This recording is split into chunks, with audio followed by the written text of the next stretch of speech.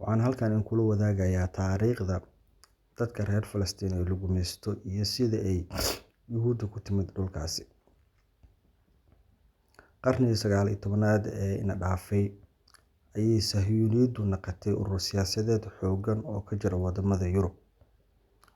Ninka aasaasay Yuhuudda oo la dhihi jiray Theodoro ayaa sanadii 1896 ku fikiray inuu dhiso dowlad Yuhuud leedahay, taasoo uga dhigayay xal dareenka nacaybka ah ee Yuhuudda looga hayay wadamada reer Yurub.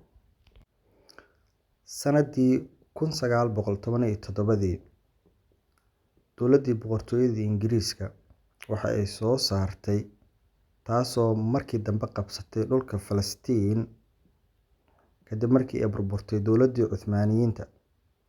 Heshiisyo ay la galeen amaba heshiiskii iyo cahdigii loo yaqiinay Balfour in lagu saacido oo garab lagu siiyo Yuhuuddu inay dowlad ama dhul ay ka helaan oo dowlad ay ka dhistaan dhulka reer Falastiin oo Ingiriisku maamuli jiray.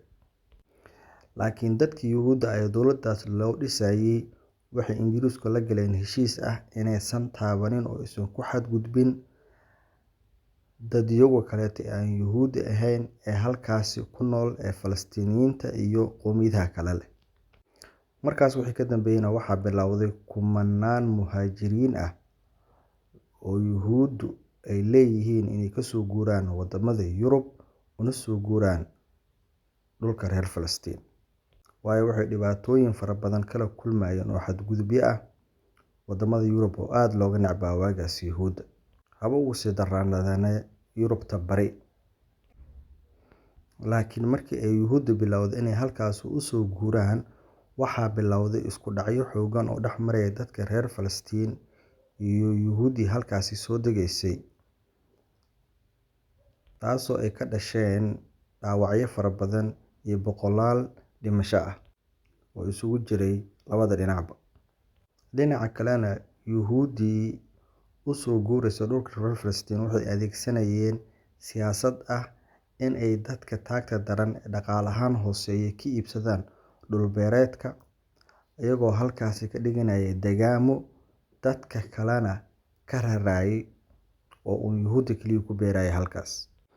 Sanadii 1936 waxaa dhacay kacdoon weyn oo loo yaqaan kacdoonkii Carabta, kaasoo looga soo horjeeday gumeystihii Ingiriiska ee halkaas Yuhuudda ku soo rarayay iyo Yuhuuddii dhulka dadka taagta daran iibsanaysay intaba. Kacdoonkaas weyn waxaa ka dhashay in ugu yaraan 5,000 oo Falastiiniyiin ah ay ku dhintaan, sidoo kalena ay ku dhaawacmaan in ka badan 15,000 ilaa uu kacdoonkaasi soo gaaray oo uu dhammaaday sanadii 1939. Sidoo kale taariikhyahanadu waxa ay sheegaan in dhanka Yuhuudda iyo Ingiriiskii ayagana ay boqolaal uga dhinteen kacdoonkaasi dhacay. Markii kacdoonkaasi uu dhammaaday, dowladdii gumeystaha Ingiriisku waxa ay soo saareen bayaan ay ku leeyihiin amaba ay ku xusayaan in la joojinayo Yuhuuddii kasoo guuraysay Yurub ee halkaasi imaanaysay 5 sano ee soo socota. Waxa ay kaloo dowladdii Ingiriiska bayaankaasi ku xustay in la dhisayo dowlad Falastiiniyiintu ay leeyihiin oo madax bannaan 10 sano ee soo socota.